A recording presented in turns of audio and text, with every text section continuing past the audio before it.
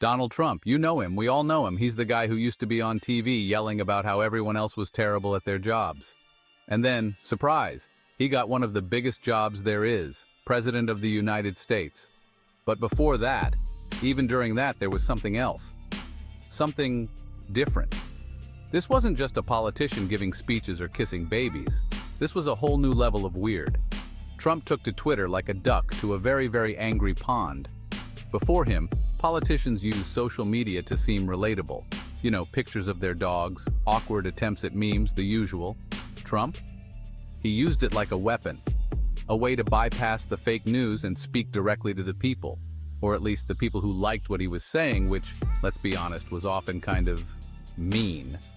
This wasn't just about policy disagreements. This was name-calling, insults, threats, all in 280 characters or less. It was like watching your grumpy uncle discover the internet, except your uncle had the nuclear launch codes. It was wild. It was divisive. It was, dare I say, entertaining. No, not really. But it was definitely something new, and it changed everything. Remember Make America Great Again? Of course you do. It was everywhere. Hats, shirts, that weird float they had at the inauguration. But before it was a cultural phenomenon, before it was even a bumper sticker, it was a tweet. Trump's tweets weren't just random thoughts shouted into the void. They were policy pronouncements, campaign strategies, and sometimes just straight-up insults, all fired off at 3 a.m. He went after political rivals, celebrities, even entire countries, all from his phone. He'd announce major decisions, fire people, start diplomatic incidents, all in 140 characters or less. It was government by Twitter, and the world watched in a mixture of horror and morbid fascination. Remember Covfefe? Of course you don't, because it made no sense. But it trended worldwide because when the President of the United States types gibberish, people tend to notice. This was the Trump effect in action. He could dominate the news cycle with a single misspelled word. He could set the agenda, control the narrative, all from his phone. It was power like no president had ever had before. And like a toddler who just discovered he can flush his toys down the toilet, he was going to use it a lot. So Trump loved social media. It was his megaphone, his direct line to millions of followers, and his way to bypass traditional media. He could say whatever he wanted, whenever he wanted, and his followers would lap it up. Social media, however, had a slightly more complicated relationship with Trump. While it gave him a platform, it also had rules. Rules that he often found himself on the wrong side of. See, when you're constantly violating the terms of service by inciting violence and spreading misinformation, you tend to get banned. Shocking, I know. This happened a lot. Each violation brought more scrutiny, more warnings, and eventually the inevitable bans. Twitter, Facebook, YouTube, they all finally had enough. They decided that enough was enough and pulled the plug on his accounts. After years of letting him tweet whatever popped into his head, they shut him down. The digital megaphone was snatched away, leaving him with a void that needed to be filled.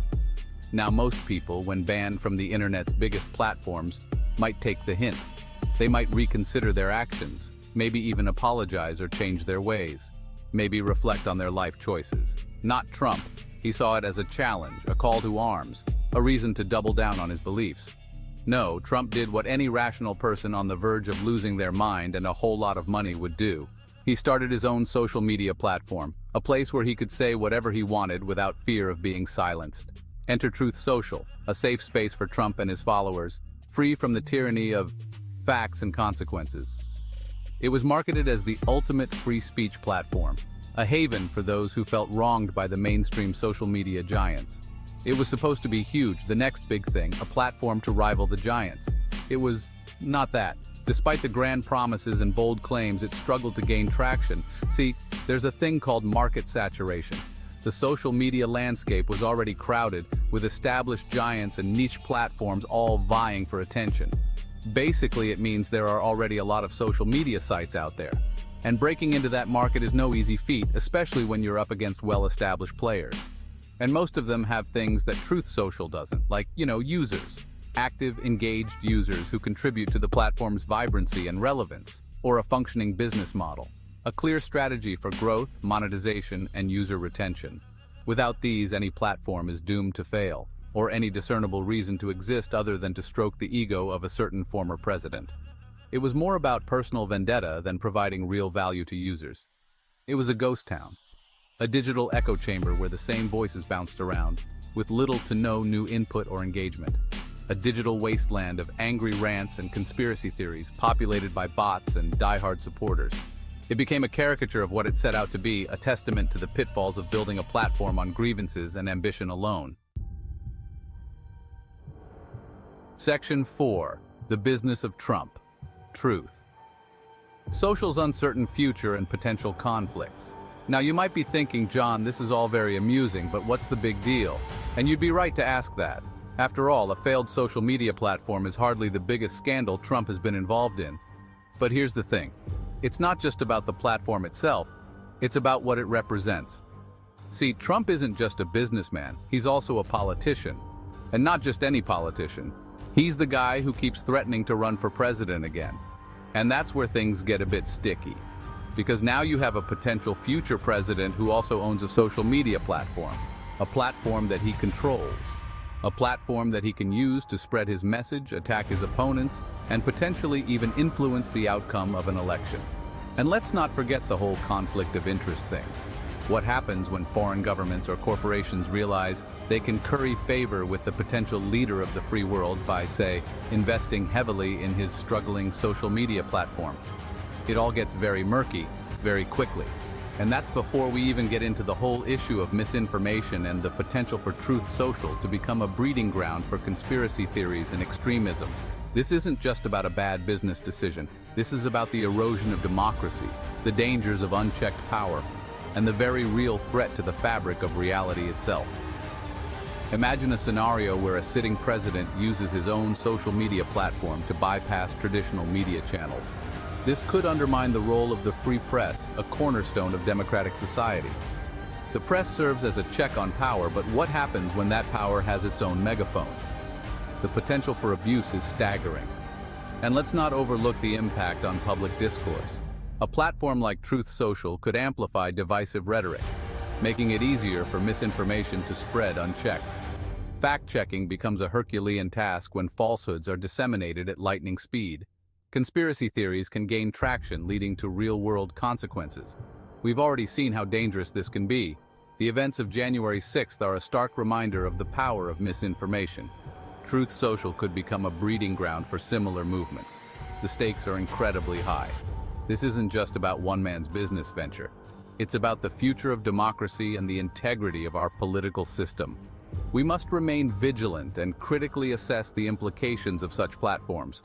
Only then can we safeguard the principles that underpin our society. The future is uncertain, but our commitment to truth and democracy must remain unwavering.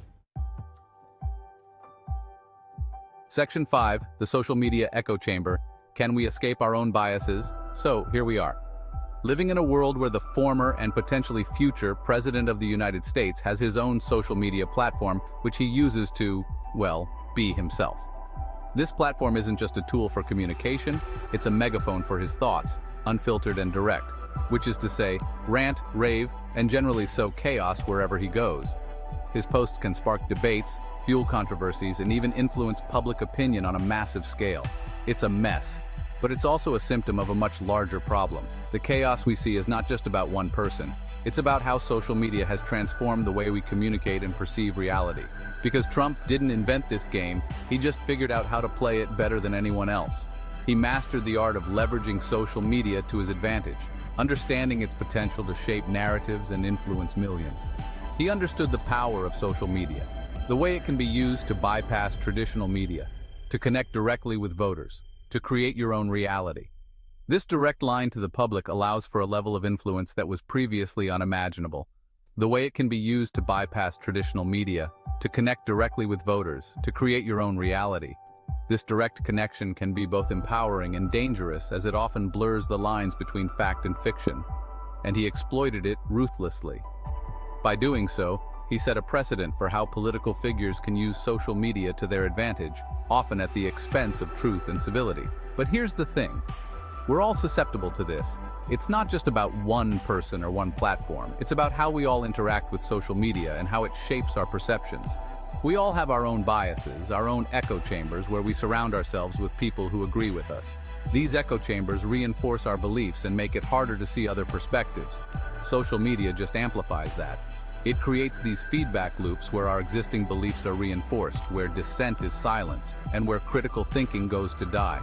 The algorithms are designed to show us more of what we like, creating a distorted view of reality.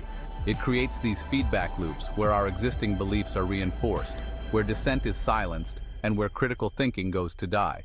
This echo chamber effect can lead to increased polarization and a lack of understanding between different groups.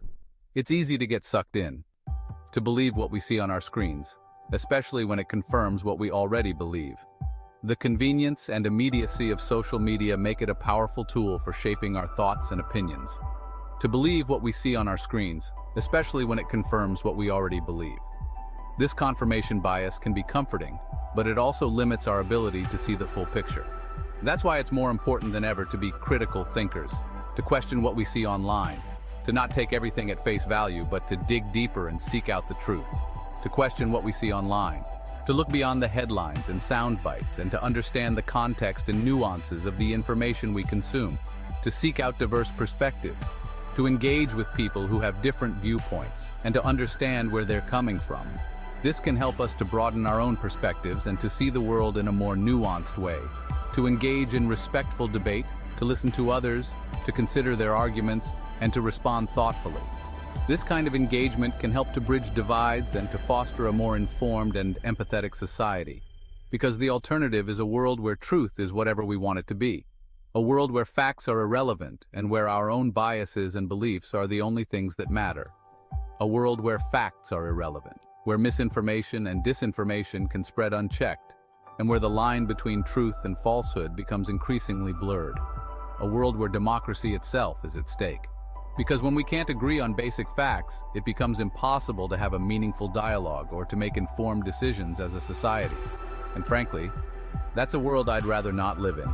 We have the power to change this, but it requires effort and a commitment to seeking out the truth, even when it's uncomfortable.